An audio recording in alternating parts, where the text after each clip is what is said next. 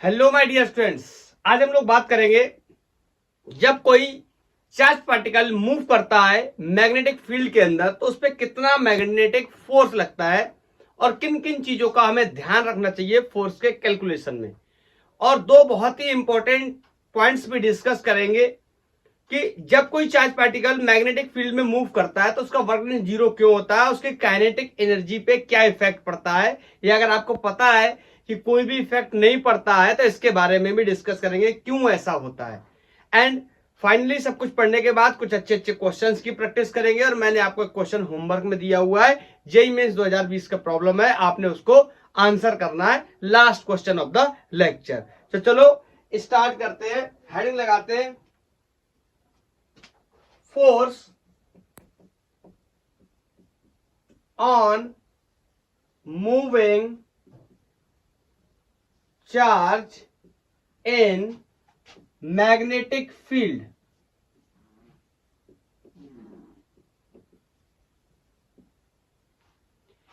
मैं आपको थोड़ा ऑब्जर्वेशन से बताने की कोशिश करता हूं, समझते हैं क्यों ऐसा हो रहा है। जैसे मान लीजिए ये कोई वायर है जिसमें करंट फ्लो कर रहा है और मैंने यहां पर एक चार्ज रखा हुआ है और ये चार्ज अभी स्टैटिक है, मींस रेस्ट पे।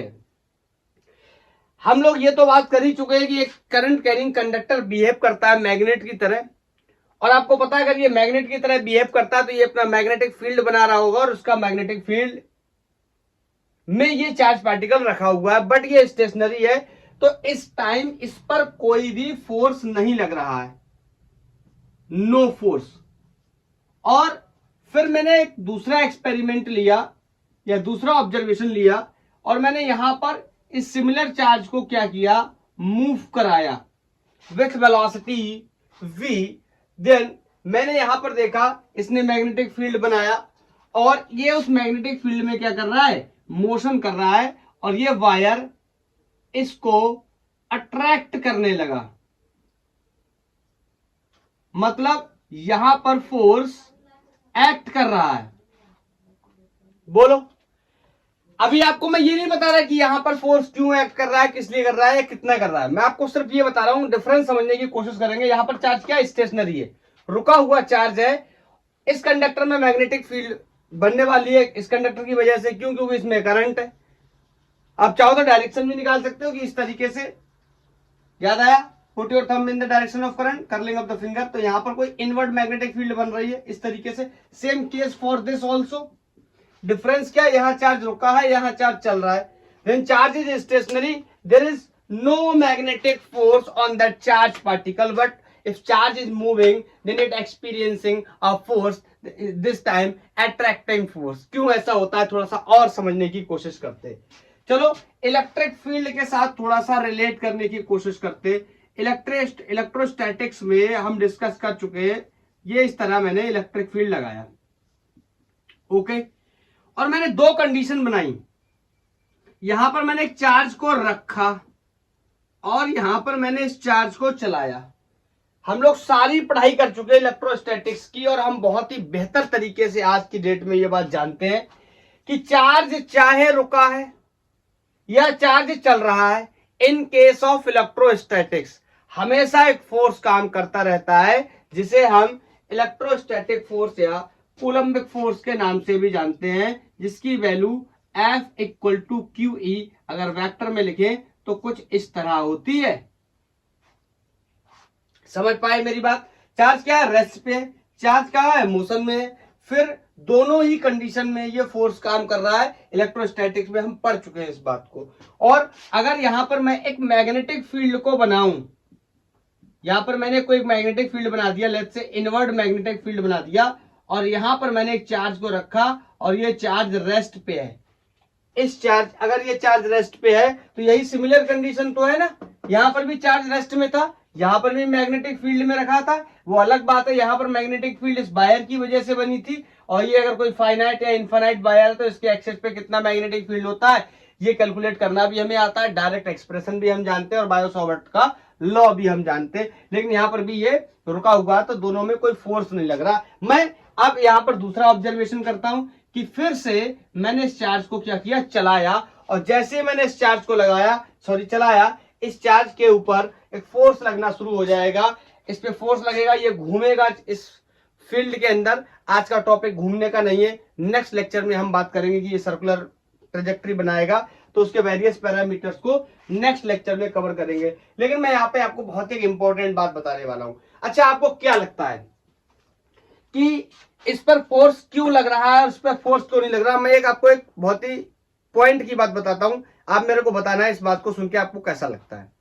अच्छा, एक बात बताओ, ये मैग्नेटिक फील्ड है, ये इलेक्ट्रिक फील्ड है।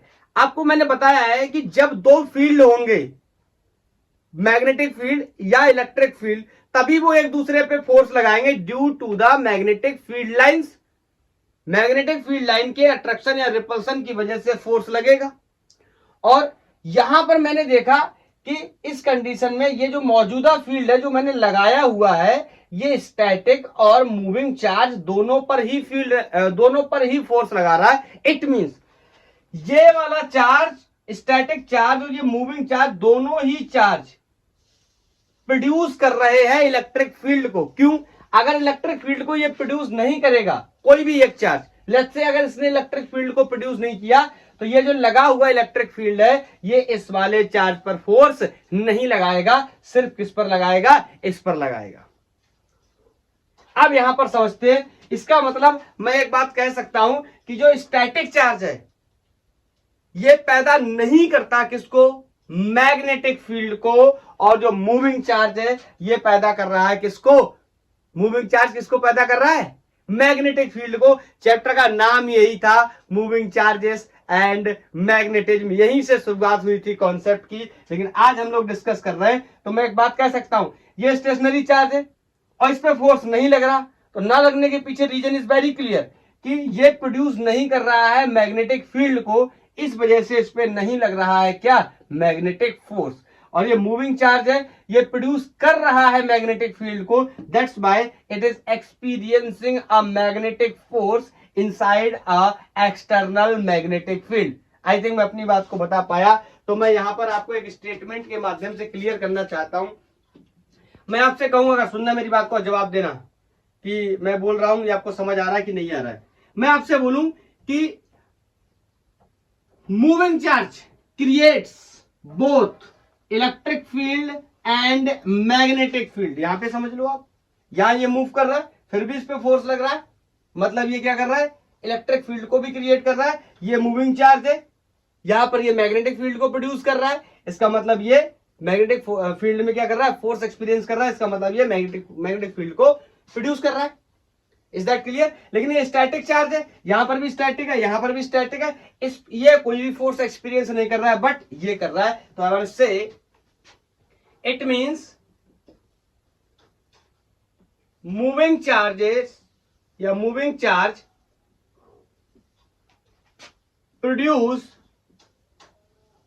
produces both magnetic field and electric field. Is that clear? But stationary charge के बारे में भी बात कर लेते हैं। इसमें मैंने देखा, यहां पर भी मैंने देखा, बोलो, दोनों ही केसेस में मैंने देखा कि स्टेशनरी चार्ज क्या कर रहा है। बट क्या कर सकता हूं? मैं बोल सकता हूं, बट स्टेशनरी चार्ज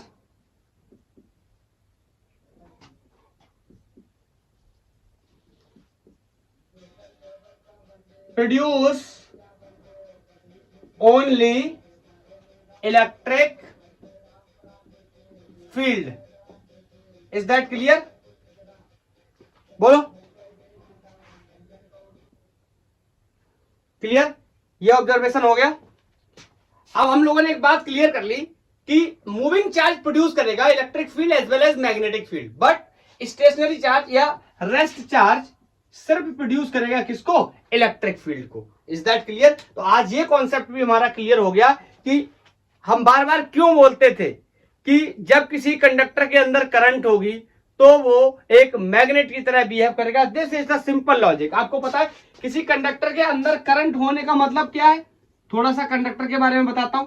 यहां पर चार्जेस या फ्री चार्जेस या इलेक्ट्रॉन बोलो क्या है? मौजूद है। तो ये इलेक्ट्रॉन क्या करना शुरू करेंगे? मोशन करना शुरू करेंगे। ड्रिफ्ट वेलोसिटी का कॉन्सेप्ट हम पढ़ चुके हैं। तो इन इलेक्ट्रॉनों के मोशन की वजह से क्या पैदा होगी, करंट पैदा होगी, या इलेक्ट्रॉनों के चार्जेस को न्यूट्रलाइज करने के लिए जो करंट पैदा होगी। और बोलो करंट अल्टीमेट क्या है, रिजल्ट है किसका, चार्ज के मोशन का, Q ओवर T। बोलो याद आया।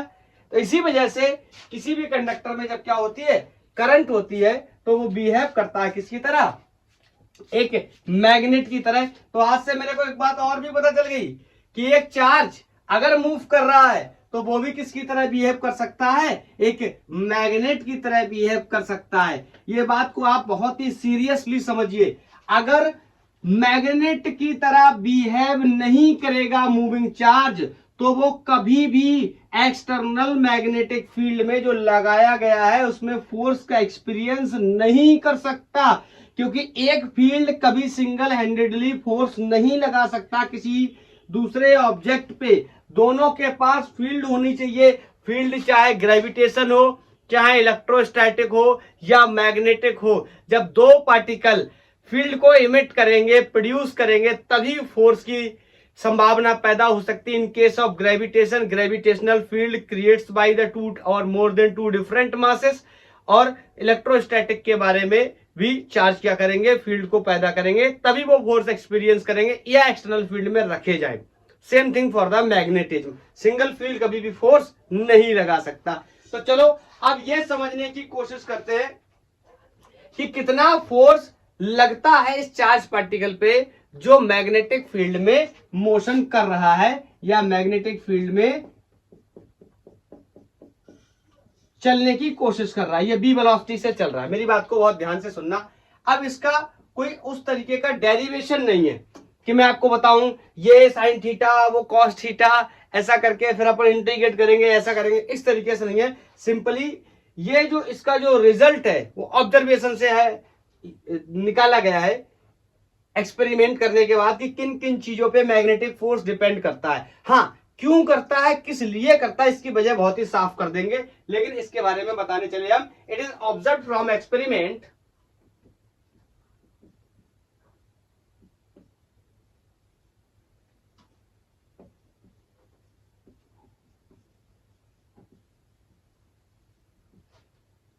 ये जो मैग्नेटिक फोर्स है किन किन चीजों पे डिपेंड करता है मैं आपको बताने जा रहा हूं। सबसे पहली बात है magnetic force depends on magnitude of magnetic field, magnitude of magnetic field.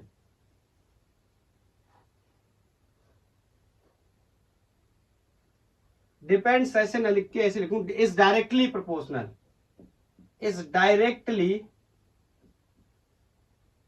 Proportional to magnitude of magnetic field.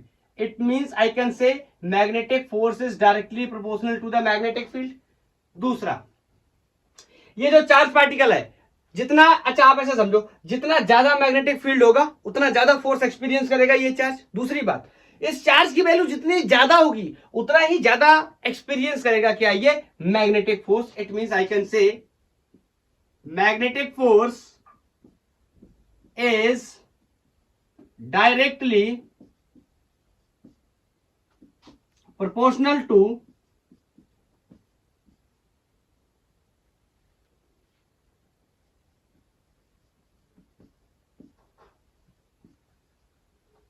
magnitude of charge.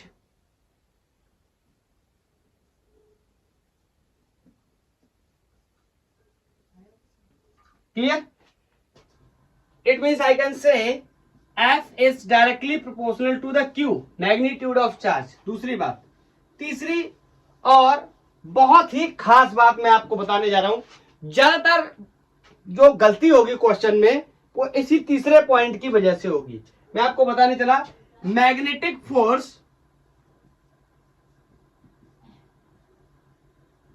Is directly proportional to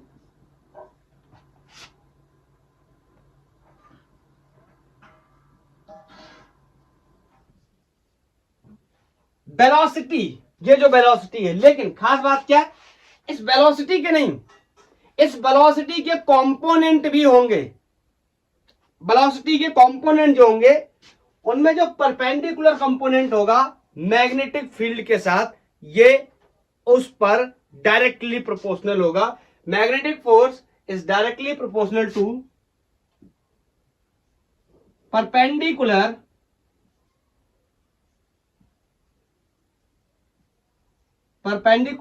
component of velocity, I can say b sin theta, मैं बताऊंगा आगे चल के क्यों, b sin theta to the magnetic field. Is that clear? So I can say magnetic force is directly proportional to b sin theta, equation number 3। अब तीनों equations को मर्ज करके एक कंबाइंड एक्सप्रेशन बना लेंगे। मैं आपको अभी के टाइम पे इतना बता रहा हूं कि फोर्स की डिपेंडेंसी किन किन चीजों पे है, उन चीजों के बारे में अपन ने क्या कर ली, बात कर ली, एक कंबाइंड एक्सप्रेशन बना लेते हैं। हाँ, बाद में मैं ये जरूर प्रूफ कर दूंगा कि अगर ये इसके प्रोपोर्शनल नहीं हुआ तो क्या होगा, अगर ये इसके प्रोपोर्शनल नहीं हुआ तो क्या होगा, अगर ये इसके प्रोपोर्शनल नहीं हुआ तो क्या होगा। Is that clear? तो आप इसको नोट कर लो, 1 2 3 नोटेड, बोलो, हो गया। तो अपन इन सबको मिला करके एक एक्सप्रेशन बना लेते हैं, और आई कैन से from equation first second and third एक कॉमन बात सामने आई निकल करके, जो कि मैं आपको यहां बता सकता हूं। From equation 1 2 and 3 I can say force is directly proportional to the B, पहले Q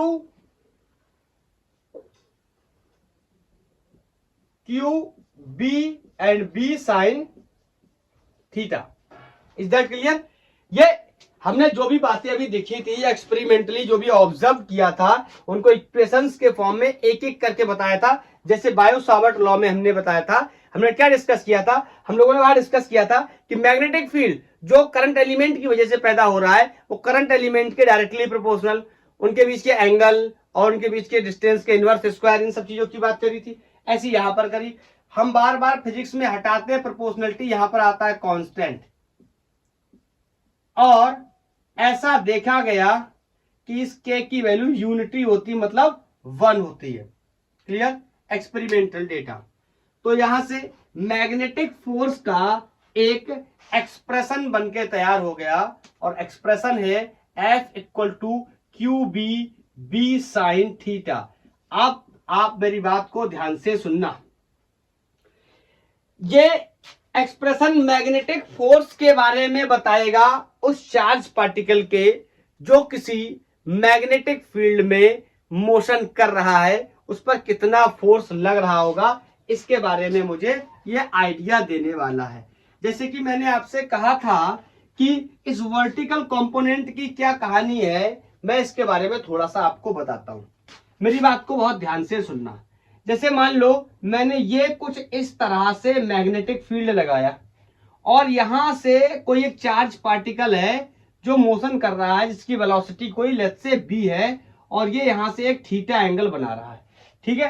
तो आपको पता है ये वेलोसिटी 2D में है, मैग्नेटिक फील्ड 1D में है। Magnetic field is purely in the x direction and velocity is in x and y, of course negative y and positive x के डायरेक्शन में। लेकिन मेरे को तो ये वेलोसिटी तो चाहिए नहीं, इसके कंपोनेंट चाहिए। तो इसके दो कंपोनेंट अपन क्या कर सकते हैं, बना सकते हैं। ध्यान से देखना, इसका एक कंपोनेंट तो इस साइड आ जाएगा, मैं बोल सकता हूं इसको पैरेलल कंपोनेंट, किसके, मैग्नेटिक फील्ड के, and the value of this component is going to be b cos थीटा। इट इज विजिबल और not? Let me check first.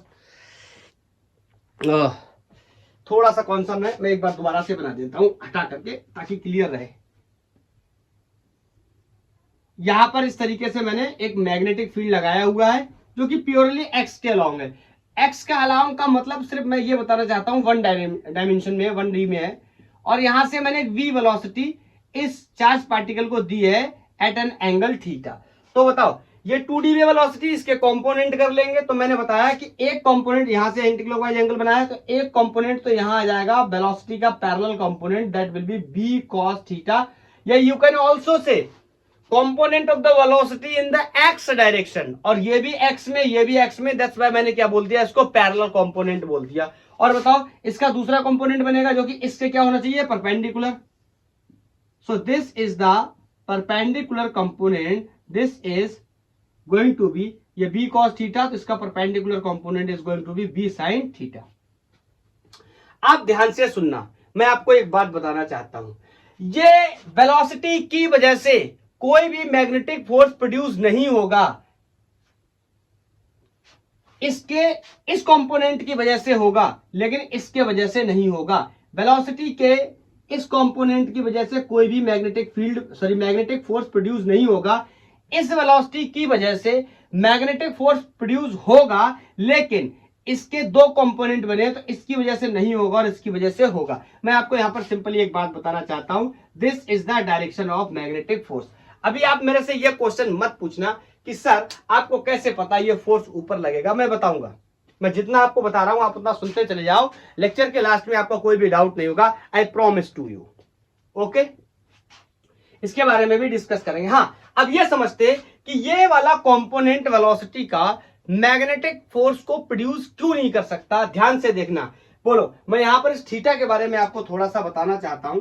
This theta is angle between velocity vector and magnetic field vector, not velocity, not magnetic field, magnetic field and velocity vector. अब समझना, ये velocity और ये magnetic field और ये velocity दोनों एक दूसरे के क्या है, पैरेलल। तो इस परिस्थिति में एंगल की एंगल की वैल्यू कितनी होगी, 0। ये वाला cos theta is not 0, this is the different thing. मैं आपको रख के एक बार बताता हूं, एफ क्यू बी, और ये b की वैल्यू कितनी है, b cos theta, is that clear. उसके बाद ये साइन कितना है, 0। दिस आप ऐसा कर लो, θ1 θ2 कर लो, शायद आपको अगर कंफ्यूजन हो तो ऐसे कर लो, आप ऐसे कर लो। क्लियर है, बोलो क्लियर। तो यहां पर ये 0 हो जाएगा, angle between magnetic field vector and velocity vector, ये पैरेलल कंपोनेंट है। तो बताओ यहां पर साइन 0 आ जाएगा, तो ये वैल्यू पूरी क्या हो जाएगी, 0। और 0 होने का मतलब कोई भी फोर्स नहीं लगेगा। यही बात तो मैं आपको बता रहा था ना, एक्सपेरिमेंटली यही देखा गया था कि जो कंपोनेंट पैरेलल है मैग्नेटिक फील्ड के वेलोसिटी का, वो किसी प्रकार के फोर्स में कंट्रीब्यूशन नहीं कर रहा है। तो क्या ये बात आप लोग की समझ में आ गई, इज दैट क्लियर। बोलो, बात करेंगे इसके बारे में भी, बात करेंगे फ्लेमिंग का रूल, सारे रूल्स की बात करेंगे कि कैसे निकालेंगे इसका डायरेक्शन। ठीक है, पहले पूरे कॉन्सेप्ट को अच्छे से क्लियर कर लेते हैं। अब मेरे को एक बात और समझ में आती है, इस ऑब्जर्वेशन में मैंने 3 चीजें देखी। बताओ, ये वेलोसिटी है, ये मैग्नेटिक फील्ड है, ये फोर्स है। देखो, है तो ये भी वेलोसिटी, लेकिन इसके होने से मेरा कोई लेना देना नहीं है, ना तो इसके होने से भी मेरा कोई लेना देना, क्योंकि मैंने इसको रिजॉल्व कर लिया 2 कंपोनेंट्स में, एक हॉरिजॉन्टल कंपोनेंट और एक वर्टिकल कंपोनेंट। तो अब इसको हटा भी दूं तो कोई फर्क नहीं पड़ता, इसके 2 रूप हो गए, एक ये और एक ये। अब मैंने यहां पर एक इंपॉर्टेंट बात देख रहा हूं कि मैग्नेटिक फील्ड, मैग्नेटिक फोर्स और वेलोसिटी तीनों एक दूसरे के परपेंडिकुलर हैं। क्या आपको समझ आ रहा है, फोर्स, फील्ड एंड वेलोसिटी तीनों एक दूसरे के परपेंडिकुलर है। आप ये वाली वेलोसिटी को मत देखना, I am talking about the perpendicular component of the velocity. क्यों, ये तो रहा नहीं, ये टूट करके 2 भागों में बट गया, एक ये और एक ये कुछ कर नहीं रहा, तो यही बचा। तो मेरे लिए वेलोसिटी कौन बन गया, यही बन गया। Is that clear. हाँ, तो मैं यहां से एक बात कह सकता हूं कि मैं देख रहा हूं कि magnetic force is perpendicular to the velocity and magnetic force is also perpendicular to the magnetic field। यहां से मैंने देखा this angle is 90 and this angle is also 90। हाँ, कुछ लोगों को ये लग रहा होगा कि सर ये तो 180 है ना, ऐसा नहीं है, ऐसा नहीं है, ये बोर्ड पे बना हुआ है, दैट्स वाई आपको ऐसा महसूस हो रहा है। क्लियर कि 180 है, ऐसा नहीं है। मैं आपको थोड़ी देर में ये बात बिल्कुल क्लियर कर दूंगा कि ऐसा नहीं है जैसा आप सोच रहे हैं। बोलो, तब तक के लिए आप ये मान के चलो ये परपेंडिकुलर है, ठीक है। फिर मैं आपको क्लियर कर दूंगा कि क्यों आपको लग रहा है ये, या कोई जो डाउट है वो क्लियर कर दूंगा। अब ध्यान से सुनना, ये इसके परपेंडिकुलर है, ये इसके भी परपेंडिकुलर है। मैंने वेक्टर में एक बात पढ़ी हुई है, सारे लोगों ने वेक्टर के क्रॉस प्रोडक्ट में एक बात पढ़ी हुई है, A vector is equal to C vector cross D vector अगर है, तो मैंने एक बात पढ़ी है कि क्रॉस प्रोडक्ट में ए वेक्टर सी वेक्टर के भी परपेंडिकुलर होता है और ए वेक्टर डी वेक्टर के भी परपेंडिकुलर होता है। ये मैंने क्लास 11 से बात कर रहा हूं, वेक्टर की बात कर रहा हूं। देखो वेक्टर की बात तो करनी पड़ेगी, अगर क्वांटिटी वेक्टर है तो रूल कहां से लाएंगे हम, वेक्टर से ही लाएंगे। और वेक्टर कहां लिखा गया है, क्लास 11 में। बोलो, तो मैंने ये पढ़ा हुआ है कि क्रॉस प्रोडक्ट का जो रिजल्टेंट होता है वो भी वेक्टर होता है और वो ईदर वेक्टर के परपेंडिकुलर होता है। That's why I am saying the result A is perpendicular to the vector C and the result A is also perpendicular to the vector D. यहां पर भी सेम कंडीशन बन रही है। देखो, this force is perpendicular to the velocity and this force is also perpendicular to the magnetic field. तो मैं अगर इसको वेक्टर फॉर्म में लिखने की कोशिश करूं, vector form of magnetic force, so I can write force is equal to, ये तो चार्ज है, कोई स्केलर क्वांटिटी है, इसको बाहर रख लिया, अंदर ये बचा कौन, B और B। अब ये B एक जैसे मत समझ लेना, एक B वेलोसिटी के लिए, एक B मैग्नेटिक फील्ड के लिए है। तो अगर मैं लिखना चाहूं, so I can write velocity vector cross magnetic field vector, this is the vector form of magnetic force. अब यहां से आप देख लो, ये वेक्टर दोनों का क्रॉस प्रोडक्ट भी क्या होगा, वेक्टर। आपको पता, दो क्रॉस प्रोडक्ट का रिजल्ट भी क्या होता है, वेक्टर। तो ये भी क्या हो गया, वेक्टर। डॉट प्रोडक्ट का रिजल्ट स्केलर होता है, क्रॉस प्रोडक्ट का रिजल्ट वेक्टर होता है। और क्रॉस प्रोडक्ट के रिजल्ट की एक खास बात होती है कि क्रॉस प्रोडक्ट का जो रिजल्ट होता है वो दोनों ही वेक्टर के क्या होता है, परपेंडिकुलर होता है। यहां पर हमने समझने की कोशिश की थी। Is that clear? चलो, अब ये वाला एक्सप्रेशन आप दिमाग में रखना, ठीक है, कि इसको किस तरीके से हम खोल सकते हैं और काम कर सकते हैं।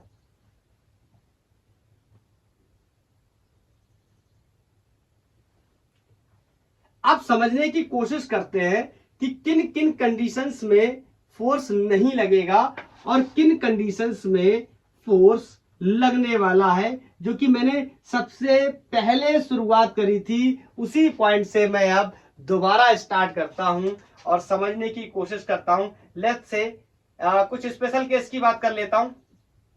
स्पेशल केस फर्स्ट, अगर मैं आपसे बोल दूं, पहले मैं यहां पर एक्सप्रेशन मेंशन कर दे रहा हूं, F is equal to Q B B sine theta, या फिर अगर वेक्टर में लिखूं तो Q V vector cross V vector. Clear? ये रिजल्ट आपने दिमाग में रखना। अब यहां पर समझना, मैं अगर आपसे बोलूं कि वेलोसिटी इज जीरो बोलो, velocity is zero, it means force is also zero. यही बात तो मैंने शुरुआत करी थी, यहीं से मैंने शुरुआत किया था कि ये कोई एक कंडक्टर है, इस कंडक्टर के अंदर करंट है एंड ऑफ कोर्स ये कंडक्टर मैग्नेटिक फील्ड बना रहा होगा, इस साइड इनवर्ट मैग्नेटिक फील्ड बना रहा होगा, और इनवर्ट मैग्नेटिक फील्ड में मैंने एक चार्ज पार्टिकल रखा था जो कि रेस्ट पे था, तो ये कोई भी फोर्स एक्सपीरियंस नहीं कर रहा था। वजह अब आपको बहुत ही अच्छे से समझ में आ गई होगी। चाहे तो आप इसको दो तरीके से बोल सकते हैं कि ये स्टेशनरी चार्ज है, इस वजह से ये मैग्नेटिक फील्ड को ही प्रोड्यूस नहीं करेगा। क्या ये इलेक्ट्रिक फील्ड में रखा होता फोर्स लगता है? यस, लगता। लेकिन ये मैग्नेटिक फील्ड में रखा है तो इस पे कोई भी फोर्स नहीं लगेगा। क्लियर? या फिर आप यहां से कह सकते हैं, इस फॉर्मूले को मैंने ड्राइव किया है और इसमें मैंने जब बी की वैल्यू डाली है तो फोर्स की वैल्यू क्या आ जा रही है, जीरो। इस वजह से कोई भी मैग्नेटिक फोर्स प्रोड्यूस नहीं हो रहा है। हम अच्छी तरीके से बात को समझने की कोशिश करें तो हम जानते हैं कि stationary charge can not produce the magnetic field, stationary charge can produce only electric field, but moving charge can produce both electric and magnetic field. Is that clear? It means force क्या है, zero. So I can say it means stationary charge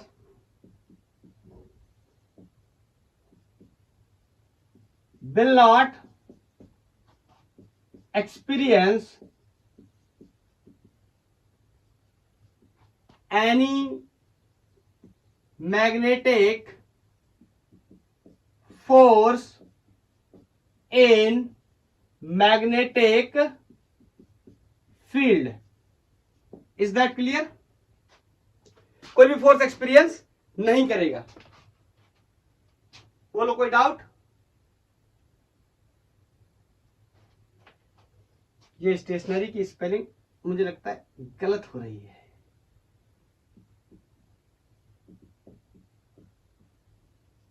ठीक है, दूसरा point, पहला point हो गया, दूसरा point. अच्छा, दूसरा पॉइंट और समझने की कोशिश करते हैं कि फोर्स कब नहीं बनेगा। मैं आपसे बोलूं, अगर इस एंगल के साथ मैं प्ले करूं तो भी फोर्स जीरो कर सकता हूं। कैसे? आपको पता है साइन जीरो की वैल्यू भी जीरो होती है और साइन 180 की वैल्यू भी जीरो होती है।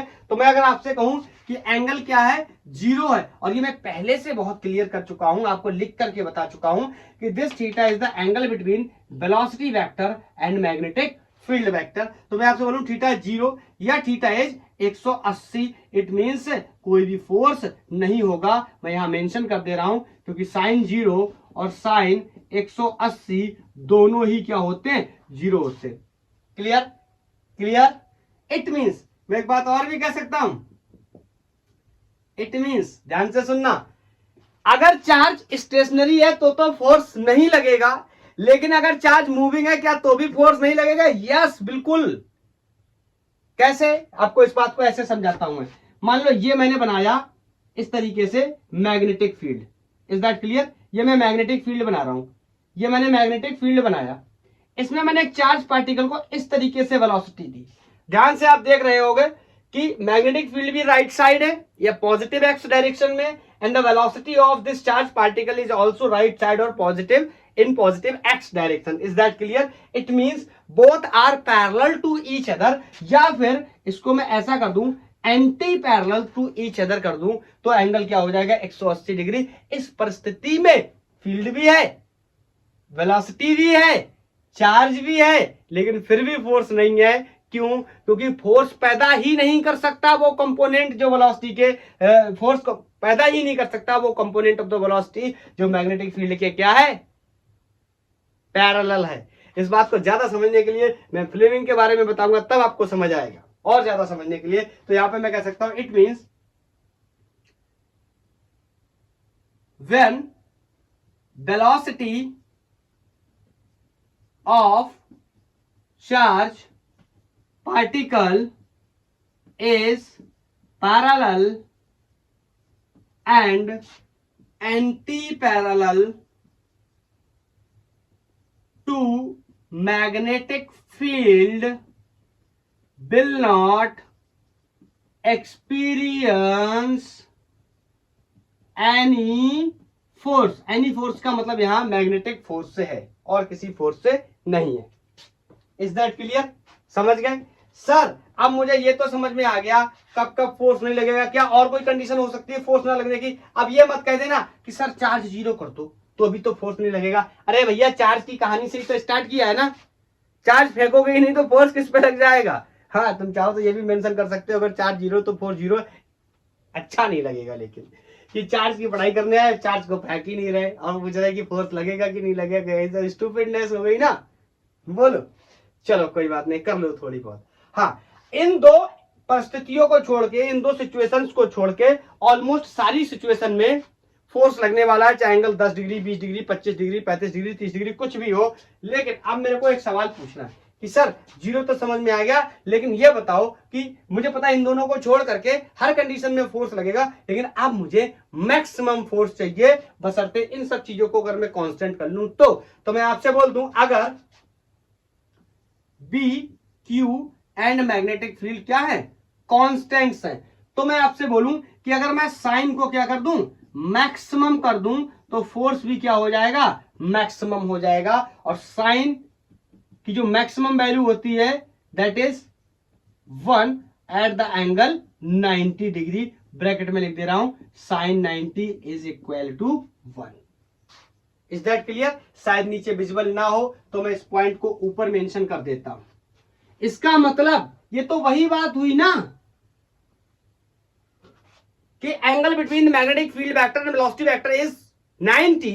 In that case that will experience that in that case the charged particle will experience maximum force. यही तो शुरुआत करी थी, यही तो पहले भी बताया था. इस तरीके का डायग्राम बना के याद आया.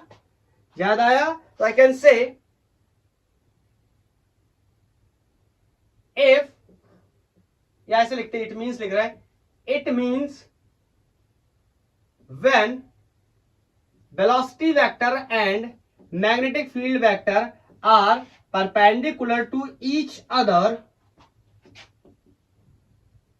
in that case charge particle will experience maximum force. So अब अपना कॉन्सेप्ट क्लियर है कि मैक्सिमम फोर्स कब है और मिनिमम फोर्स कब है. नोट कर लिया, हटाओ इसको. चलो अच्छा, मैक्सिमम फोर्स की वैल्यू कितनी है ये भी एक बार चेक ही कर लेते. F is equal to QBB sin 90. So I can say maximum force is going to be QBB. Is that clear? ये मैक्सिमम फोर्स की वैल्यू होगी या मैक्सिमम मैग्नेटिक फोर्स की वैल्यू होगी जब velocity vector and magnetic field vector both are perpendicular to each other. Clear है? कर डाला नोट, कर लिया नोट. चलो अब डायरेक्शन वगैरह की बात कर लेते हैं. नोट कर लिया इसे. चलो अब बात कर लेते हैं कि आपने बताया सर मैग्नेटिक फोर्स ऊपर लगा था, आपने जो डायग्राम बनाया था उसके अंदर, तो कैसे डिसाइड करेंगे हम मैग्नेटिक फोर्स ऊपर लगा. Yes, we are going to discuss about the direction of magnetic field. कैसे हम डायरेक्शन निकालेंगे मैग्नेटिक फील्ड का. तो इसके तीन तरीके हो सकते हैं मैग्नेटिक फील्ड का डायरेक्शन निकालने के लिए. Direction of, sorry not magnetic field, magnetic force. Magnetic field का तो हम डिस्कस कर चुके हैं कैसे निकलेगा. Put your thumb in the direction of current, natural curling of the finger will provide the direction of the magnetic field. बोलो, यहां पर तीन तरीके होंगे. पहला आपने क्लास 10th में भी पढ़ा होगा, फ्लेमिंग का लॉ पढ़ा होगा आपने, फ्लेमिंग रूल पढ़ा होगा.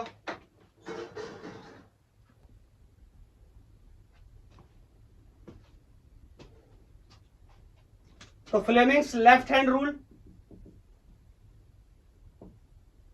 दूसरा आपने मैं भी सुना हो या पढ़ा भी होगा, कुछ लोग बताते भी है, मैं तो क्लास 10th में भी बताता हूं, right hand palm rule. Right hand palm rule.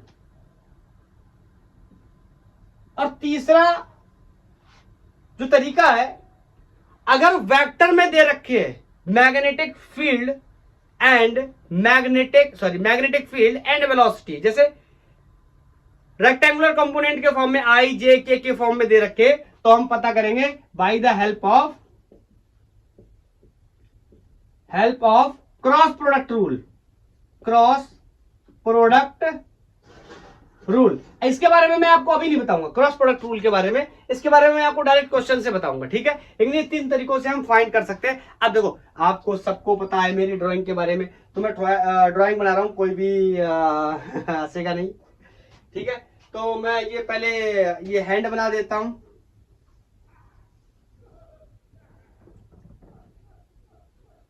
ये मैंने मेरा लेफ्ट हैंड बना दिया है, और जिसको भी अच्छा नहीं लग रहा है वो अपना बना सकता है. मेरा तो यही है. क्लियर? ये अपना थंब है,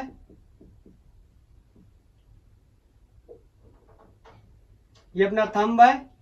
ये इस तरीके से सिचुएशन दिखा देता हूं. ये वाला फिंगर है, ये वाला फिंगर है, मिडिल फिंगर है. हाँ, मुद्दे की बात पे आते हैं. अगर ये वाला फिंगर मैग्नेटिक फील्ड को रिप्रेजेंट करता है, ये वाला फिंगर करंट को, यहां पर बहुत ध्यान से सुनना. करंट के साथ साथ एक बात और बताने जा रहा हूं, करंट या मोशन ऑफ पॉजिटिव चार्ज, दोनों एक ही बात है अगर ध्यान से समझोगे, क्योंकि करंट का डायरेक्शन भी इन the direction of positive charge होता है, इन the direction of motion of positive charge होता है. तो मैं दोबारा से बताता हूं. अगर ये फील्ड को रिप्रेजेंट कर रहा है,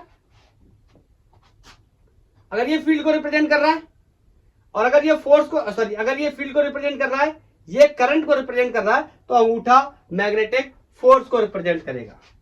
तो ये किसको रिप्रेजेंट करेगा? फोर्स को। ठीक है। हाँ, इन तीनों में एक खास बात आप देख रहे होगे, शायद अब आपको क्लियर समझ आएगा कि मैंने ये वाला जो डायग्राम बनाया था इस तरीके से बी, और ये यहाँ पे ये बी था, तो इसका ये कंपोनेंट बी साइन थीटा था, और ये मैंने ऊपर लिख दिया था फोर्स। मैंने कहा था ना ऊपर लगेगा, क्यों लगेगा इसकी वजह बताऊंगा, अब ध्यान से सुनना। वजह यही है कि ये अगर फील्ड है, ये अगर करंट है, तो ये क्या होगा? फोर्स होने वाला है। इसका मतलब तीनों ही एक दूसरे के म्यूचुअली परपेंडिकुलर होने वाले हैं।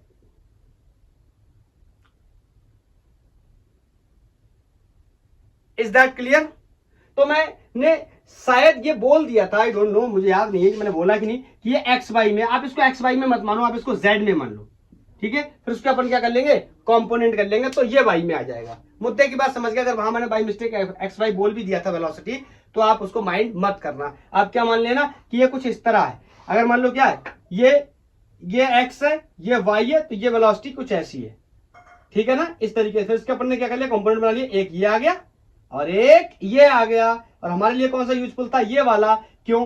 फोर्स इस तरीके से, फील्ड इस तरीके से, तो वेलोसिटी इस तरीके से। क्योंकि मैं लिख दे रहा हूं यहां पर F comma B and I, वो तो नहीं बोल सकते हैं, तीन चीजें हैं। ऑल आर म्यूचुअली परपेंडिकुलर, सब क्या है? म्यूचुअली एक दूसरे के परपेंडिकुलर है। ये बात हम हमेशा ध्यान रखेंगे। हाँ, दूसरा तरीका right hand thumb palm rule को भी समझ सकते हैं, लेकिन मैं आपको बता रहा हूं ये सबसे निकालने की जरूरत नहीं। मैं आपको एक बहुत बहुत आसान तरीका बताऊंगा, उससे हम लोग निकाला करेंगे। ये थंब रूल, ये जो पाम रूल है, इसका ही इस्तेमाल करेंगे। मैं इसका थोड़ा सा और मॉडिफिकेशन कर देता हूं। अगर मेरी उंगलियां 3 रहना तो कोई माइंड मत करना। 1 2 3 4 क्या बन पाएगा? अच्छा, क्या लगता है दोस्तों? ओ माय, नहीं बन पाएगा, कभी नहीं बन पाएगा। देखूं अच्छा कैसे होता है। ये तो प्लेन है यार, यहां से ऐसा होता है।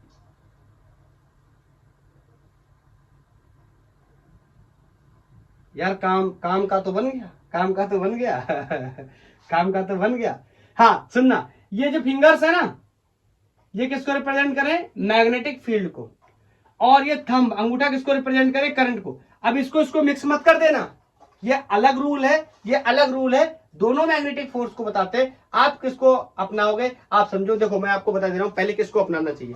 ये वाला अगर आप ये रूल आप फॉलो करोगे ना, तो आपको इसमें ऐसे ऐसे ऐसे ऐसे बहुत करना पड़ेगा, बहुत प्रॉब्लम होगी। ये ज्यादा आसान होगा। ये जो पाम है ना, ये फोर्स को बताएगा। मेरे पास इसका और सरल तरीका, मैं ऐसे सोचता हूं कि फिंगर्स फील्ड, अंगूठा करंट, और थप्पड़ मारो। राइट हैंड थप्पड़ रूल बोलता हूं मैं इसको, पाम रूल की बजाय। कैसे? Put your thumb in the direction of current, fingers towards the magnetic field, and natural थप्पड़। नेचुरल, उल्टे हाथ से नहीं मारना, नेचुरल थप्पड़ ऐसे। क्लियर? नेचुरल थप्पड़ क्या दे देगा? Direction of magnetic force. Clear है? कैसे? आगे चलकर क्वेश्चंस में कुछ एक्सपेरिमेंट के माध्यम से भी समझेंगे। बोलो इसको, क्रॉस प्रोडक्ट के रूल को। क्रॉस प्रोडक्ट का रूल अगर आपको आता है तो अच्छी बात है, नहीं आता तो मैं भी बताने वाला हूं। हटा रहा हूं मैं इसको। अब मैं एक बहुत ही फेमस साइंटिस्ट के बारे में बात करने वाला हूं, लॉरेंज के बारे में। उन्होंने मैग्नेटिक फोर्स और इलेक्ट्रिक फोर्स को कंबाइन करके कुछ बातें बताई थी। उन्होंने कहा था कि अगर एक चार्ज पार्टिकल, महसूस करिए, try to feel it, if a charge particle is moving in in the region where both electric field and magnetic field are present, then what will happen? तो उसी के बारे में बात करने जा रहे हैं, लॉरेंज फोर्स। लॉरेंज फोर्स मैं ऐसा बोलता हूं, इफ, ऐसे बोल देता हूं, if charge particle is moving in a region where electric and magnetic fields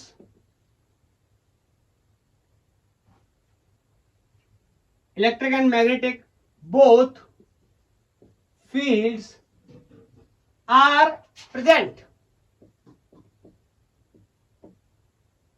तो क्या होगा?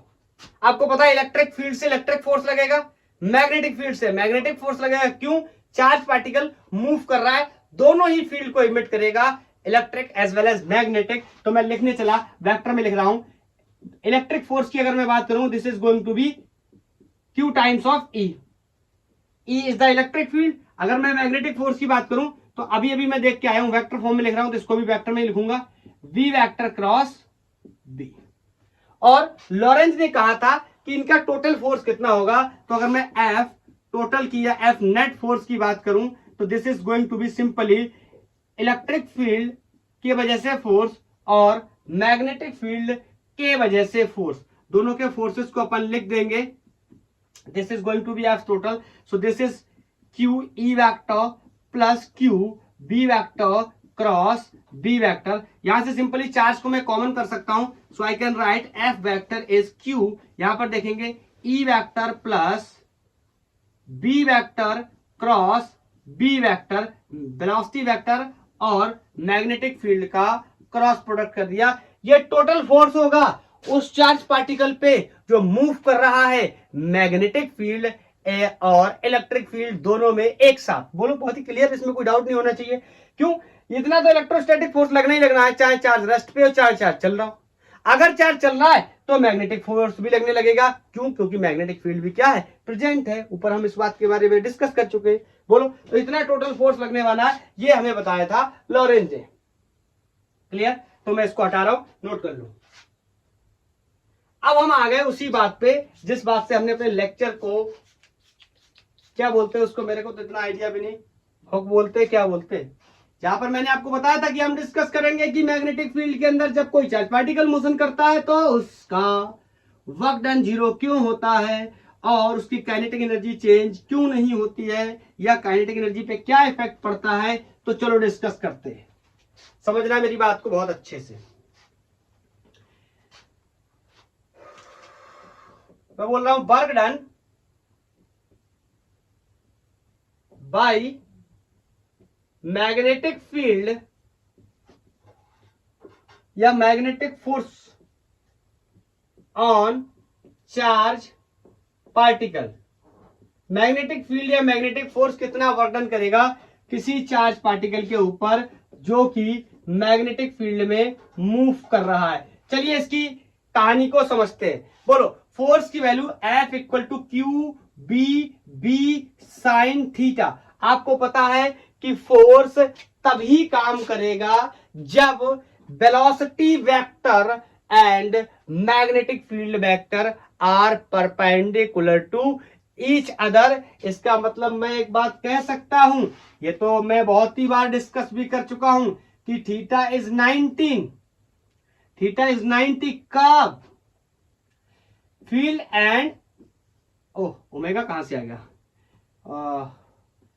परपेंडिकुलर है, आर परपेंडिकुलर। अब मेरी बात को ध्यान से सुनना, वर्क डन का बेसिक एक्सप्रेशन क्या होता है? Force dot displacement. फोर्स और डिस्प्लेसमेंट का जो डॉट प्रोडक्ट होता है, बेसिकली हम इसको क्या लिख सकते हैं? Work. This is going to be F S cos theta. और फिर से थीटा क्या है? Is angle between displacement vector and force vector.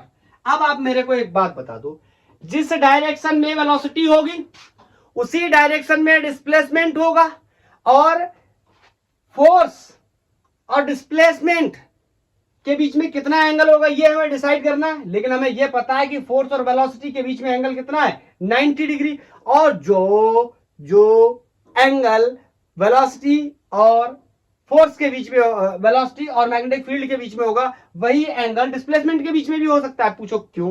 क्योंकि वेलोसिटी का डायरेक्शन, लेट्स से ये वेलोसिटी का डायरेक्शन है, तो आगे चल के भी इधर ही जा रहा है, तो रास्ता भी तो यही कवर कर रहा है ना। अगर मैं बोल दूं इन केस कि यहां एंगल 90 डिग्री है वेलोसिटी और फील्ड के बीच में, तो यहां एंगल 90 डिग्री होगा डिस्प्लेसमेंट और फोर्स के बीच में। क्लियर? नहीं समझ में आया क्या? नहीं समझ में आया क्या? या सिंपल ऐसे करके बता देता हूं कि वेलोसिटी के साथ अगर 90 डिग्री एंगल बना रहा है तो डिस्प्लेसमेंट के साथ भी 90 डिग्री का ही एंगल बनाएगा। क्यों? क्योंकि वेलोसिटी के डायरेक्शन में यही होगा, डायरेक्शन किसका? डिस्प्लेसमेंट का। पार्टिकल अगर ऐसे चल रहा है तो डिस्प्लेसमेंट तो यही है ना, यही डायरेक्शन ऑफ वेलोसिटी, यही डायरेक्शन ऑफ डिस्प्लेसमेंट है। आई थिंक आप मेरी बात को समझ गए। तो यहां पर ये cos थीटा की वैल्यू में कितनी रख सकता हूं? 90। So I can say work done will be 0, मतलब कोई भी वर्क नहीं होगा जब किसी चार्ज पार्टिकल को मैं मैग्नेटिक फील्ड में फेंकूंगा। हम चाहे तो इसे न्यूटन के सेकंड लॉ से भी समझ सकते हैं, डिफरेंशियल फॉर्म वाले लॉ से भी समझ सकते हैं, लेकिन उससे ज्यादा लेंथी होगा। मेरा काम जब चल रहा है इससे तो मैं क्यों करूंगा, बोलो। हाँ, अभी नेक्स्ट क्वेश्चन है कि काइनेटिक एनर्जी क्यों चेंज नहीं होती है, उस पर क्या प्रभाव पड़ता है, इसके बारे में बात करते हैं। चलो अच्छा, आपको सारी इतनी चीजें तो पता है, मैं यहां पे मेंशन करूं क्या? There will be no work done, no work done on a charged particle which is moving in magnetic field। अब ध्यान से सुना, वर्क एनर्जी थ्योरम के बारे में आपको पता है सर, ये तो 11th की बात है, अब करना तो पड़ेगा ना। वर्क एनर्जी थ्योरम तो हमें पता होना चाहिए। वर्क एनर्जी थ्योरम का अगर मैं यूज करूं, आसान होगा उससे समझाना, इजीली काम हो जाएगा। Work energy theorem, work energy theorem क्या कहता है? Work done by the all forces will be equal to change in kinetic energy, I can say kinetic energy final minus kinetic energy initial. अभी मैं आपसे एक सवाल पूछना चाहता हूं, work done by the all forces का मतलब यहां मैग्नेटिक फोर्स से है, क्योंकि बाकी सारे फोर्सेस का कैलकुलेशन हम यहां पर नहीं कर रहे, हम स्पेशल एक फोर्स की बात कर रहे हैं, दैट इज मैग्नेटिक फोर्स। और अभी अभी मैंने देखा कि मैग्नेटिक फोर्स की वजह से कितना वर्क डन है? 0, कोई भी वर्क डन नहीं हो रहा है। सो आई कैन से कि kinetic energy final is going to be kinetic energy initial, it means there will be no change in kinetic energy. Is that clear? बोलो। तो ये सारे कॉन्सेप्ट क्लियर हो गए। हम कह सकते हैं काइनेटिक एनर्जी क्या रहेगी? सेव रहेगी। बोलो, काइनेटिक एनर्जी में कोई भी चेंज नहीं होगा। क्लियर? नोट कर लो। हो गया? हटाऊं? चलो, ये कॉन्सेप्ट हमारे सब क्लियर हो चुके हैं। अब हम लोग कुछ क्वेश्चंस की बात कर लेते हैं कि किस तरीके से हम प्रॉब्लम्स को सॉल्व करेंगे। तो ये लेक्चर में भी 10-15 मिनट अभी थोड़ा और बढ़ जाएगा, क्योंकि अपन ज्यादा नहीं तो 3-4-5 प्रॉब्लम्स तो कर ही लेते, अलग अलग 1-1, 2-2 टाइप की प्रॉब्लम, क्रॉस प्रोडक्ट के नियम को कैसे समझेंगे और बाकी चीजों को कैसे समझेंगे। तो पहला क्वेश्चन है कि एक प्रोटॉन है, a proton enters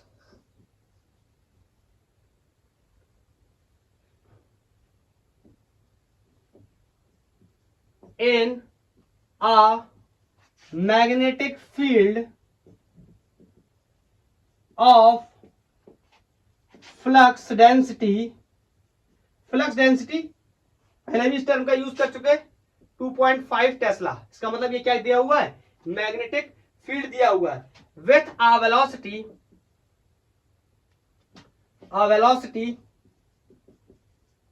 1.5 into 10 to the power minus 7, 10 to the power 7 meter per second at an angle of 30 degree with magnetic field. Clear? Calculate magnetic force या force. बोलो, आसान होने वाला, तुरंत इजीली कैलकुलेट कर लेंगे। F equal to Q B sine 30 दिया हुआ है। चार्ज प्रोटॉन का 1.6 into 10 to the power minus 19, magnetic field 2.5 tesla, velocity is 1.5 into 10 to the power 7 and the value of cos 30 is half. तो यहां से अपन निकाल लेंगे। ये सब कैलकुलेशन करने के बाद यहां से मैग्नेटिक फोर्स की value 3 into 10 to the power minus 12 newton. Easy question है, बोलो। क्लियर? हटाओ। दूसरा सवाल मैं लैंग्वेज में ना लिख करके थोड़ा सा आपको ऐसे बताने की कोशिश करता हूं, देखता हूं आप कितना समझ पाते हो। मेरे पास एक अल्फा चार्ज है, यह अल्फा पार्टिकल है और अल्फा पार्टिकल को मैं थ्रो कर रहा हूं किस तरीके से, पहले ध्यान से सुनना। मैं यहां पर ये डायरेक्शन बना देता हूं, ईस्ट वेस्ट नॉर्थ साउथ। तो मैग्नेटिक फील्ड का डायरेक्शन साउथ टू नॉर्थ है और मैग्नेटिक फील्ड 1 टेस्ला का लगा हुआ है और वेलोसिटी अल्फा पार्टिकल की परपेंडिकुलर है। मतलब अब मेरी बात को ध्यान से सुनना, यहां से अगर मैं चार्ज पार्टिकल फेंकूं तो इस तरीके से फेंक रहा हूं बाहर की तरफ। अब ये बाहर की तरफ मेरे लिए यहां बनाना तो पॉसिबल है नहीं, तो मैं यहां पर इस तरीके से बोल दे रहा हूं कि ये अल्फा पार्टिकल को मैंने फेंका विथ द वेलोसिटी। इसकी जो वेलोसिटी है, बहुत ही ज्यादा गर्मी है, 3 × 10⁴ मीटर पर सेकेंड। ओके, और मेरे को बताना है find direction and magnitude of magnetic force. चलो आप समझ लेंगे यहां पर डायरेक्शन भी कैसे निकालेंगे।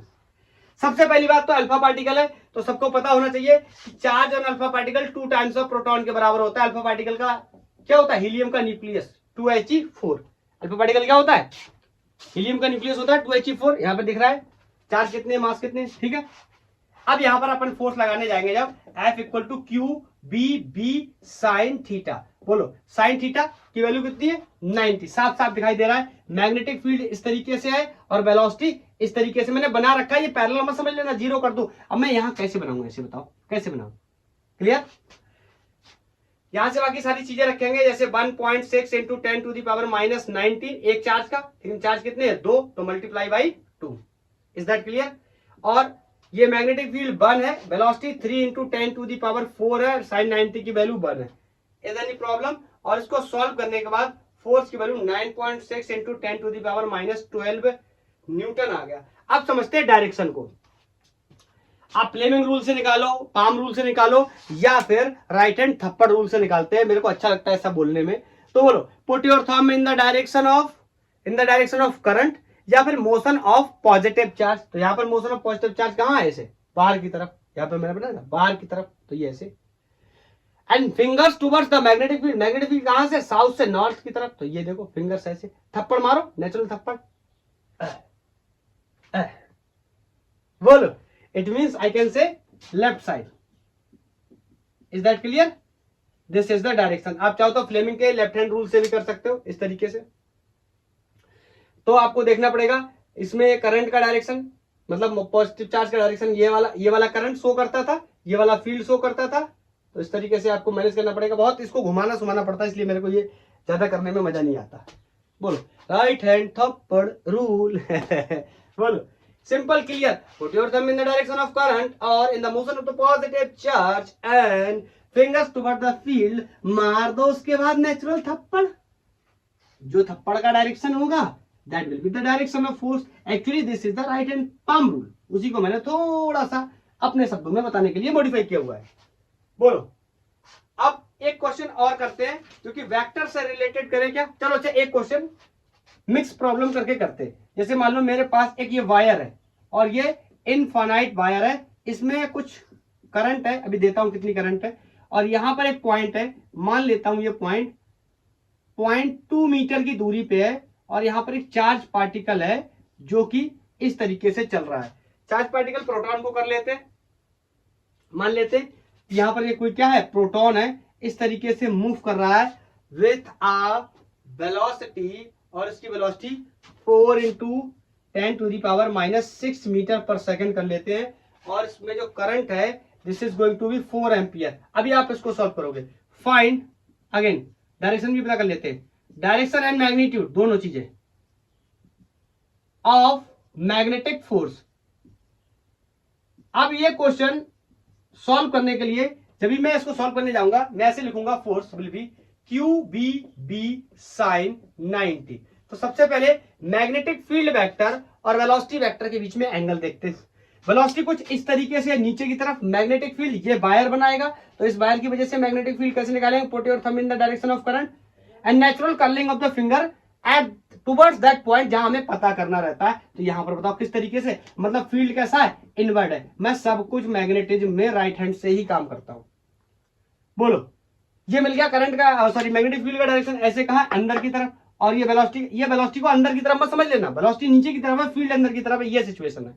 This is the direction of magnetic field inward and this is the direction of the motion of the charge particle like this, both are perpendicular, so I can say angle is 90। अब यहाँ पर basic question ये, charge क्या, proton की बात कर रहा हूं, तो 10 to the power -19 and velocity is also given, this is 4 into 10 to the power 6 and velocity के बाद मैग्नेटिक फील्ड। अब आगे सॉल्व नहीं होगा क्योंकि मेरे को मैग्नेटिक फील्ड ना तो क्वेश्चन में गिवन है ना मेरे को पता है, तो मेरे को सबसे पहले मैग्नेटिक फील्ड निकालना पड़ेगा। अब मेरे को इसके लिए यूज करने पड़ेंगे पुराने कॉन्सेप्ट जिनकी मैं पढ़ाई करके आया हूं। Magnetic field due to the infinity wire at the point R, मेरे को पता है, मैं डिस्कस कर चुका हूं, या आप चाहो तो एम्पियर सर्किट लॉ से ड्राइव भी कर सकते हो, मगर इतना टाइम नहीं है तो मैं यहाँ पे लिख दे रहा हूं, B equal to mu naught I upon 2 pi R होता है मैग्नेटिक फील्ड एक इनफाइनाइट वायर की वजह से या फाइनाइट वायर की वजह से। यहाँ साइन थीटा 1 यहाँ साइन थीटा 2 था, दोनों ही 90 हैं, दोनों ही 90 हो जाते हैं। इन्फिनिटी के केस में यहाँ 4 से 4 मर जाता है, आप ऐसे भी समझ सकते हैं। या फिर मैं जल्दी से आपको बता देता हूं कि अगर एम्पियर सर्किट लॉ का मैं इस्तेमाल करूं, मान लो ये डिस्टेंस आर है, तो यहां से मैं एक एम्पिरियन लूप बनाऊंगा, लिखूंगा line integral of B dot D L is equal to going to be mu naught times of I enclose. मैंने मान लिया इस वायर में कोई क्या है, आई करंट है, और बी डी एल मैं आपको बता चुका हूं, यहाँ पर मैग्नेटिक फील्ड क्या होता है, टेंजेंशियल होता है किसके, in the direction of the current, in the direction of the this Amperian loop in the direction of DL segment, मतलब एंगल की वैल्यू कितनी हो, 0। I can write B D L cos 0, cos 0 की value 1। यहां से सारे points की distance same है तो मैग्नेटिक फील्ड सेम होगा, इसको बाहर निकाल लेते हैं। ये एक लूप है, सर्कुलर लूप, इसको खोलूंगा तो इसका डीएल कितना हो जाएगा, 2 pi r is going to be mu naught times of I, और यहां से बी की value mu naught I upon 2 pi r, exactly यही आ गया। क्लियर है? आप इसको 2-3 तरीके से निकाल सकते हैं, एम्पियर सर्किट से भी निकाल सकते हैं, फाइनाइट वायर से भी निकाल सकते हैं। तो मैं यहाँ पर सारे वैल्यूज को डाल देता हूँ। म्यू नॉट की value 4 pi into 10 to the power -7, current is 4 ampere and 2 and pi की वैल्यू रख लेना यार, क्या इसमें बताऊं, 1.4 3.14 and the distance is given 0.2। तो यहां से सॉल्व करने के बाद ये कोई मैग्नेटिक फील्ड की वैल्यू यहाँ पर 4 into 10 to the power -6 tesla आ जाएगा। कैलकुलेशन आप खुद से करें, लेक्चर की लेंथ ऑलरेडी लंबी हो चुकी है। बोलो तो क्या कर दो, पुट इन 1 इक्वेशन 1 में डाल दो, यहां से हमारे आंसर बन जाएंगे। तो समझ गए ना, इस तरीके का अप्लाइड क्वेश्चन भी हो सकता है। यहां रिंग भी हो सकती थी, तो रिंग के एक्सेस पे मान लो मूव कर रहा होता तो रिंग के एक्सेस पे फील्ड पता होना चाहिए, या रिंग के सेंटर पे भी चार्ज मूव कर सकता था तो रिंग के सेंटर पे हमें पहले पता होना चाहिए कितना मैग्नेटिक फील्ड होता है। अगर आपको ये सब पता तो अच्छी बात है, नहीं तो आप जाओ और प्रीवियस लेक्चर्स देखो। Magnetic field due to a ring या due to a loop, centre पे semi circle, hemi circle, quarter circle, सब की वजह से एंड द एक्सिस, टाइप करो एंगल फिजिक्स और सारे लेक्चर जाके देख सकते हो आप। F is equal to 1.6 into 10 to the power -19, 4 into 10 to the power 6 and the value of the magnetic field is 4 into 10 to the power -6। ये power -6 से +6 मर गया और 16 चौका 64 और नहीं ये भी तो है 16, 4 चौक 16, 16, 16, 256 पॉइंट लगाऊंगा यहाँ 10 की घात -18 न्यूटन। Is that clear? ये वैल्यू हो जाएगी किसकी, मैग्नेटिक फोर्स की। चलो एक क्वेश्चन अब मैं वेक्टर के फॉर्म में लेना चाहता हूं, डायरेक्शन वगैरह, हाँ इसका डायरेक्शन भी तो बताना था ना, डायरेक्शन मैग्नेटिक फोर्स का। ये तो हो गया magnitude, direction, put your thumb in the direction of current, ये भी तो करंट है ना ना ना ना। This is the current in the conductor, हमें कंडक्टर के करंट से मतलब नहीं है, मैग्नेटिक फोर्स के डायरेक्शन के लिए हमें किससे मतलब है, motion of the positive charge. तो motion of the positive charge या पॉजिटिव चार्ज जो करंट बना रहा था, ये है direction, direction of motion of positive charge and field fingers toward the field and natural थप्पड़, फील्ड कहां अंदर, ये इस तरीके से लगा थप्पड़, लगाना लगा थप्पड़, लगा थप्पड़, इसका मतलब कहां कह सकते, राइट साइड, राइट साइड या positive x direction. I think clear हो गया होगा किस तरीके से निकालते हैं, सिंपल है, put your thumb in the direction of current, fingers toward the field और थप्पड़ मार दो नेचुरली जिधर लगे, उल्टा नहीं मारना। Is that clear? चलो अब एक क्वेश्चन वेक्टर से रिलेटेड कर लेते हैं कि वेक्टर में अगर क्रॉस प्रोडक्ट करेंगे तो हम उसका आंसर किस तरीके से निकालेंगे, किस तरीके से उसको सॉल्व करेंगे, और क्रॉस प्रोडक्ट के नियम आपको पता होने चाहिए। नहीं पता है तो थोड़ा बहुत मैं यहां पर बता दूंगा, लेकिन अगर आप फिर भी डिटेलिंग में जानना चाहते हो तो आप यूट्यूब पे टाइप कर सकते हो cross product by gangwar physics, आपको एक डिटेल्ड लेक्चर मिल जाएगा जिसमें सारे कॉन्सेप्ट होंगे। तो क्वेश्चन है कि एक चार्ज है that is 1.5 micro coulomb is moving with the velocity is moving with a velocity of 1.5 into 10 to the power 6 meter per second. इसको 2 ही करो, 2 into 10 to the power 6 meter per second in positive x direction. और magnetic field भी मेरे को दिया हुआ है, and magnetic field उस रीजन में दिया हुआ है वेक्टर फॉर्म में like this 0.2 J cap plus J और के में कर लेते हैं 0.2 J cap and 0.4 K cap. ठीक है, फील्ड पता चल गया, वेलोसिटी पता चल गया, चार्ज पता चल गया. Okay find magnetic force. अब यहां पे डायरेक्शन नहीं बोल सकते, क्यों? क्योंकि ये तो वेक्टर में दिया ऑलरेडी, डायरेक्शन इसके साथ आने वाली है. बोलो, तो चलो करते हैं इसको. कैसे सॉल्व करेंगे भाई? बेसिक तरीका हमारा एफ वेक्टर वाला यूज करना पड़ेगा इस बार, क्योंकि वेक्टर में दिया Q B vector velocity vector cross magnetic field vector. अभी ध्यान से देखो, आपको सर इसमें तो कुछ दिया हुआ नहीं है, ध्यान से पढ़ेंगे तो समझ आ जाएगा. ये पॉजिटिव एक्स में, पॉजिटिव एक्स का मतलब है आई कैन से कि velocity is 2 into 10 to the power 6 I cap plus I cap, positive x direction. सबको पता है, ये छोटी छोटी बातें मैं यहाँ पे बता देता हूँ, नहीं पता है इसको आई, इसको माइनस आई, इसको प्लस जे, इसको माइनस जे, इसको प्लस के कैप और इसको माइनस के कैप के नाम से भी जानते हैं, आई एक्स वाई और जेड को. ठीक है, वेलोसिटी अब रख देते हैं सारी वैल्यूज को और सॉल्व करने की कोशिश करेंगे.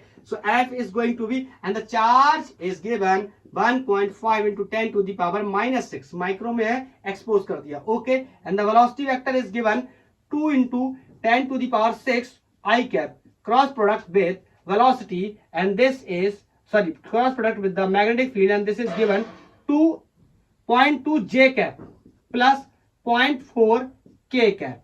कैसे करते हैं क्रॉस प्रोडक्ट? आपको नियम पता है तो ठीक है, नहीं तो थोड़ा सा मैं बताता हूं. गणित को तो वैसे ही मल्टीप्लाई करेंगे जैसे इसको इसके साथ करेंगे तो वही आने वाला है. ये आई और जे, आई और के या आई जे के को कैसे सॉल्व करते हैं मैं आपको बताता हूं. इस बात को अगर आप बहुत अच्छे से पढ़े लिखे हैं वेक्टर तो ठीक है, नहीं पढ़े तो इस रूल को आपने बिल्कुल एक याद कर लो. ये बहुत बार आपको मिलेगा, ये बहुत बार आपको मिलेगा, बार बार. ये है, ये आई है, यहां पर मैंने आई ले लिया, यहां जे ले लिया के. अब क्या होगा, जब भी दो क्वांटिटीज का प्रोडक्ट करने जाऊंगा, जैसे किसी भी दो क्वांटिटीज का एक्स वाई में, जेड वाई में, किसी में भी, तो आंसर नेक्स्ट आएगा. नेक्स्ट का मतलब अगर मैं आई का जे के साथ करूंगा तो के आएगा, जे का के साथ करूंगा तो आई आएगा. मतलब जिन दोनों की गुणा करूंगा आंसर विल बी नेक्स्ट. तो आंसर मैं यहां पे लिख देता हूं, answer will be next. Clear? और नेक्स्ट में या तो प्लस नेक्स्ट या माइनस नेक्स्ट. तो मैं इसको बता देता हूं, अगर घड़ी की दिशा में है, क्लॉकवाइज है तो प्लस नेक्स्ट, और एंटी क्लॉकवाइज है या काउंटर क्लॉकवाइज है, नेक्स्ट विल बी माइनस. समझते? अगर आई जे किया तो के, और आई और के किया तो माइनस जे. घड़ी की दिशा में तो प्लस आंसर, घड़ी की उल्टी दिशा में तो minus answer, answer will be next. अब चलो जल्दी से कर लेते हैं इसको. f is going to be 1.5 into 10 to the power minus 6. देखो 2, ये तो मैथमेटिक्स, इसका इसके साथ मल्टीप्लाई करूंगा, 2 2 जा 4, this is going to be 0.4 into 10 to the power 6. Now the question is I cap with J cap. Is that clear? तो I cap with J cap, answer is next means K. अब देखना के plus या minus, घड़ी की दिशा में इसका मतलब प्लस, के कैप इज द आंसर. बोलो अब नेक्स्ट, यहां पर प्लस माइनस पहले लगा लेता हूं, जो भी होगा उसको देख लूंगा. इसके साथ मल्टीप्लाई किया, 4 दूनी 8, this is going to be 0.6 into 10 to the power 6. अब ये तो हो गया मैथमेटिक्स. अब इसको आई क्रॉस के, बोलो आई क्रॉस के, बोलो कैसा घूम रहा हूं, घड़ी की उल्टी दिशा में, मतलब एंटी क्लॉकवाइज, तो answer will B minus. I cross के, तो नेक्स्ट कौन है, जे, और जे कैसा, माइनस का, तो यहां पर लगा देता हूं माइनस, इस तरीके से. तो ये हो गया J. This is the answer. हाँ, अभी आप चाहो तो एक काम और कर सकते हो, मैं थोड़ा सा कैलकुलेशन को सॉल्व कर दे रहा हूं जल्दी से. देखो ये 10 की पावर 6, 10 की पावर 6 और ये 10 की पावर 6 कैंसिल हो जाएगा। पहले इसको बाहर लेके कॉमन कर लेंगे, इतना तो आप बेसिक समझ ही रहे होगे। अब ये देखो कितना है, ये कितना है 1.5, तो मैं इसको 15 मान के सॉल्व कर दे रहा हूं जल्दी से। 15 चौके 60 और पॉइंट कितने के बाद, 2 के बाद, तो this is going to be 0.6 और यहां पर क्या है के, क्या है बोलो। अब आगे देखो 15 अट्ठे 120 होता है, 120 में कितने के बाद पॉइंट, 2 के बाद, इसका मतलब माइनस का साइन लगा लिया 12 जे। इज दैट क्लियर, बोलो। मेरे को एक प्रॉब्लम है, 12 नहीं 1.2 चेक कर लेना, नो प्रॉब्लम, ठीक है, न्यूटन। हाँ सही है, 15 अट्ठे 120, जब 2 के बाद पॉइंट लगेगा तो 1.2 ही हो जाएगा, तो ये आंसर हो गया। हाँ अगर कहता है फोर्स का मैग्नीट्यूड कैसा होगा, तो ये भी निकाल लेते, डायरेक्शन तो यही है। अब इसमें और कोई डायरेक्शन पॉसिबल नहीं, क्योंकि ये खुद ही वेक्टर में दे रखा है, 2D में है, के में भी है और जे में भी है, मतलब z के अलॉन्ग भी है और y के अलॉन्ग भी। हाँ इसका मैग्नीट्यूड अगर निकालना पूछता कितना मैग्नीट्यूड होगा, तो ये हम बता सकते थे क्या, 0.6 का स्क्वायर प्लस माइनस 1.2 का स्क्वायर, इसको जोड़ के रूट के बाहर निकाल लेते, ये हमारा मैग्नीट्यूड वाइज आंसर हो जाता। सर आप कॉन्सेप्ट क्लियर है, मैग्नेटिक फोर्स को छोड़ना नहीं है। चलो कोई बात नहीं, मैंने एक क्वेश्चन में बोला था, मैंने शुरुआत में बोला था मेंस 2020 का एक प्रॉब्लम है, मैं इसे होमवर्क में दे देता हूँ, थोड़ा सा टाइम सेव कर लेता हूँ, पॉज करके नोट कर देता हूँ, लेक्चर की लेंथ ऑलरेडी बढ़ रही है। ये जेईई मेंस 2020 का प्रॉब्लम है और ये वेक्टर फॉर्म में दिया गया है, आपने इसका होमवर्क में मेरे को जवाब देना है, कोई भी आलस नहीं करेगा, सारे लोग को जवाब देना है। क्वेश्चन क्या है, चार्ज दिया है 0.1 माइक्रोकूलम, वेलोसिटी का वेक्टर दिया है 2i + 3j + 4k cap, magnetic field का भी वेक्टर दे रखा है 5i 3j - 6k × 10⁻³ मेरे से बोल रहा है then the force on the charge particle is F × 10⁻⁹, then F vector कितना होगा। ये 4 ऑप्शन आपको दिए हुए, आपको मैग्नीट्यूड नहीं निकालना है, आपको क्रॉस प्रोडक्ट करने के बाद जो रिजल्ट आएगा वेक्टर में वहीं पर छोड़ देना है और देख लेना, मैच कर लेना, आपका एक ऑप्शन क्या कर जाएगा, मैच कर जाएगा, तो आपने मेरे को इसका आंसर बता देना है। आई थिंक आपने बहुत ही एंजॉय किया होगा मैग्नेटिक फोर्स का लेक्चर। नेक्स्ट लेक्चर में हम लोग क्या करने वाले हैं, नेक्स्ट लेक्चर में जब हम इस चार्ज पार्टिकल को मैग्नेटिक फील्ड में फेंकेंगे, इस चार्ज पार्टिकल को, तो इसकी ट्रेजेक्टरी को सर्कल या हेलिक्स जैसी बन सकती है, उसके बारे में डिस्कस करेंगे, कितना रेडियस होगा, कितना टाइम पीरियड होगा, कितना वेलोसिटी होगा, किन किन चीजों पे डिपेंड करेगा time period, velocity and all, ठीक है, इन सब चीजों के बारे में डिस्कस करेंगे। मैग्नेटिक फोर्स बहुत ही एंजॉय किया होगा, कॉन्सेप्ट क्लियर हो गया। आज के लिए इतना ही, थैंक यू, धन्यवाद, पढ़ाई करते रहिए।